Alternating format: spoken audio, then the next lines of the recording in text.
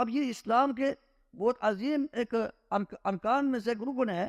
اللہ کے نبی علیہ السلام نے فرمایا کہ سب سے پہلا رکن تو یہ ہے کہ اللہ تبارک و تعالیٰ کی وحدانیت کا اقرار ہو، پھر نبی کریم صلی اللہ علیہ وسلم کی رسالت کے جو اقرار ہو، گواہی ہو، ایمان ہو. یہ پہلا رکن. دوسرا رکن کیا ہے؟ نماز کا ادا کرنا. 5 وقت کے جو فرض نماز ہے وہ اسلام کا رکن ہے، یعنی اس کا جو ستون ہے، اس کے بغیر اسلام قائم نہیں رہ سکتا. اسی طرح زکوٰۃ دینا، اور اسی طرح حج کرنا، اسی طرح رمضان مبارک کا روزہ رکھنا. رمضان مبارک کا روزہ رکھنا واجب. اللہ سبحانہ و تعالیٰ نے فرمایا یا ایھا الذین آمنوا کتب علیکم الصیام، اے ایمان والو تم پر روزہ فرض ہے، فرض کر دیا گیا ہے. کما کتب علی الذین من قبلکم، جس طرح تم سے پہلے لوگوں پر رمضان کا روزہ فرض تھا، اسی طرح تم پر بھی روزہ فرض کر دیا گیا ہے. یعنی رمضان